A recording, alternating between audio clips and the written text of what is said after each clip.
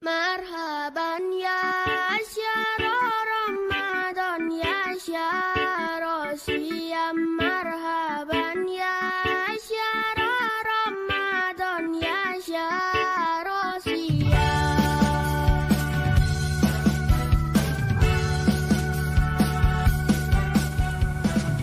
Assalamualaikum anak soleh-solehah. Tak terasa ya kita sudah memasuki akhir bulan Ramadan. Bagaimana puasanya? Sudah ada yang batal belum? Insya Allah belum ya. Kegiatan sanlat hari ini kita akan belajar mengenai ibadah sunnah penyempurna ibadah wajib di bulan Ramadan, yang di dalamnya pun terdapat materi mengenai pentingnya niat, keutamaan sahur dan berbuka, doa sebelum berbuka, serta makanan yang sebaiknya kita makan ketika bulan Ramadan. Sudah siap untuk belajar? Yuk kita mulai. Puasa Ramadan adalah ibadah yang wajib bagi umat Islam. Jadi setiap muslim diwajibkan berpuasa di bulan Ramadan, kecuali umat muslim yang memang ada halangan syar'i untuk tidak berpuasa. Dalam surat Al-Baqarah ayat 183 yang berbunyi, يا أيها الذين آمنوا كتب عليكم الصيام كما كتب على الذين من قبلكم لعلكم تتقون. yang artinya, hai orang-orang yang beriman, diwajibkan atas kamu berpuasa sebagaimana diwajibkan atas orang-orang sebelum kamu agar kamu bertakwa. Al-Baqarah ayat 138. Ramadan merupakan bulan yang penuh berkah. Saat Ramadan, pintu-pintu surga dibuka oleh Allah dan pahalanya dilipat gandakan. Sehingga saat bulan Ramadan, setiap muslim diperintahkan untuk sebaik-baiknya memanfaatkan bulan Ramadan yang penuh berkah ini dengan beribadah. Ibadah puasa dan salat fardu menjadi amalan wajib di bulan Ramadan yang harus dijalankan. Namun, ada amalan sunnah lainnya di bulan Ramadan yang sebaiknya dikerjakan. Sebab menjalankan amalan sunnah di bulan Ramadan sangat bermanfaat serta penyempurna ibadah wajib selama bulan Ramadan. Berikut ini ibadah-ibadah sunnah yang sebaiknya dilaksanakan pada bulan Ramadan. Yang pertama adalah melaksanakan sahur. Sahur merupakan ibadah sunnah di bulan Ramadan yang banyak keberkahan di dalamnya. Makan sahur biasanya kita lakukan di sepertiga malam terakhir atau di antara jam 3 sampai berkumandang azan subuh. Sahur banyak memiliki keutamaan loh Kak, sesuai dengan hadis Rasulullah SAW yang artinya, makan sahurlah kalian, sesungguhnya di dalam sahur terdapat keberkahan. Hadis riwayat Bukhari Muslim.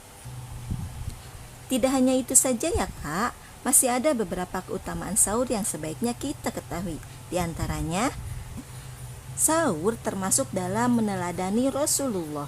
Meneladani Rasulullah SAW dengan mengikuti apa yang Rasul kerjakan sebagaimana diperintahkan dalam hadis di atas.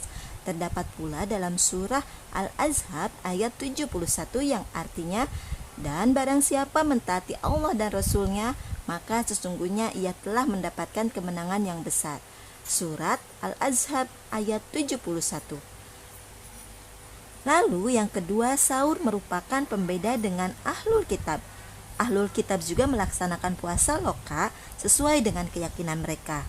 Tetapi mereka tidak melaksanakan sahur, seperti hadis Rasulullah yang artinya, pembeda antara puasa kita dengan puasanya ahlul kitab adalah makan sahur.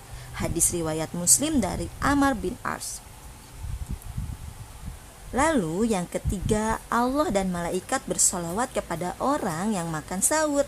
Nah, ini merupakan keberkahan yang terbesar yang diberikan Allah, di mana waktu sahur para malaikat Allah turun ke bumi dan menjadikannya waktu yang mustajab.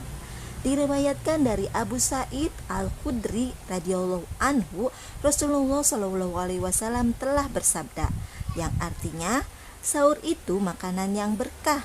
Maka dari itu janganlah kalian meninggalkannya walaupun hanya dengan meneguk setengah air, karena Allah dan malaikatnya bersolawat kepada orang-orang yang melaksanakan sahur. Hadis riwayat Abu Sa'id Al-Khudri.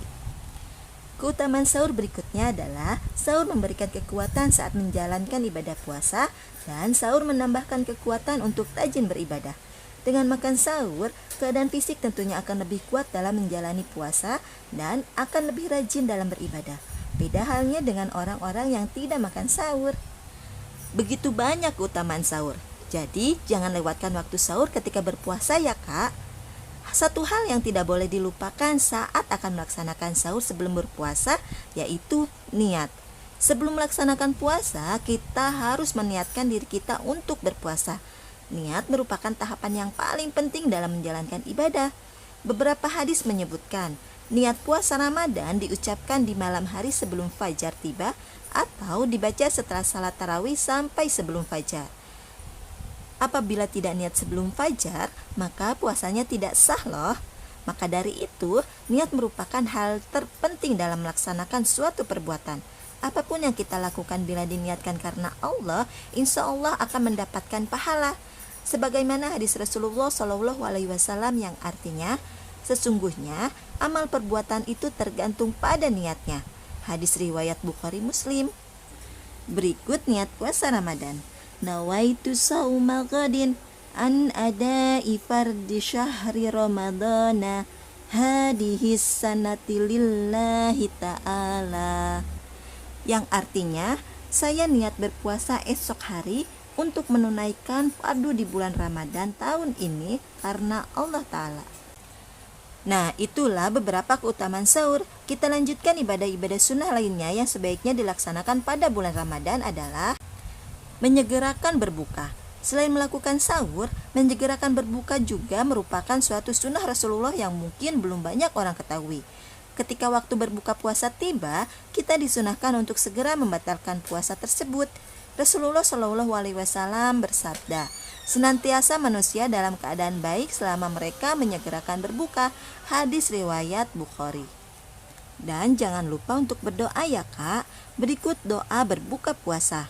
Allahumma laka sumtu wa bika amantu wa ala rizkika aftartu birahmatika ya arhamar rahimin. Yang artinya, ya Allah, karenamu aku berpuasa, denganmu aku beriman, kepadamu aku berserah, dan dengan rizkimu aku berbuka puasa. Dengan rahmatmu, ya Allah, Tuhan Maha Pengasih. Ketika berpuasa, kita harus memakan makanan yang baik untuk tubuh kita, baik itu ketika berbuka ataupun sahur. Berbukalah dengan kurma dan air putih. Kedua makanan ini membantu memulihkan kadar gula dan cairan di dalam tubuh dan menjadikan pilihan makanan pembuka yang sehat. Serta sahurlah dengan makanan yang mudah dicerna oleh tubuh kita. Lalu, ibadah sunnah berikutnya adalah perbanyak membaca Al-Quran. Membaca Al-Quran saat bulan Ramadan adalah kesempatan yang sebaiknya tidak dilewatkan setiap muslim. Sebab Ramadan merupakan bulan yang penuh berkah serta menjadi bulan saat diturunkannya Al-Quran kepada Nabi Muhammad SAW.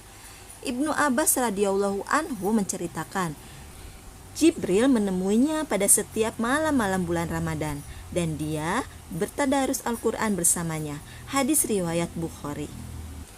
Sehingga bertadarus atau membaca Al-Quran menjadi amalan sunnah bulan Ramadan yang penuh kebaikan serta pahalanya berlipat ganda. Usahakan agar membaca Al-Quran sampai khatam ya kak. Lalu ibadah sunnah yang sebaiknya kita laksanakan di bulan Ramadan berikutnya adalah memberi makan kepada orang yang berbuka puasa. Dari Zaid bin Khalid al-Juhani radhiyallahu anhu bahwa Rasulullah SAW bersabda yang artinya, barang siapa yang memberikan makan untuk berbuka bagi orang berpuasa, maka dia akan mendapatkan pahala sebagaimana orang tersebut tanpa mengurangi sedikit pun pahala orang itu. Hadis riwayat At-Tirmidzi, Ahmad, dan An-Nasai. Ibadah sunnah berikutnya adalah sholat tarawih. Sholat tarawih merupakan ibadah yang hanya kita kerjakan di bulan Ramadan dan pahalanya pun tidak kalah berlipat-lipat besarnya. Maka dari itu, hendaklah kita sebagai muslim melakukan sholat tarawih sebagai bekal memperoleh pahala dan ridho dari Allah. Ibadah sunnah berikutnya adalah melakukan itikaf.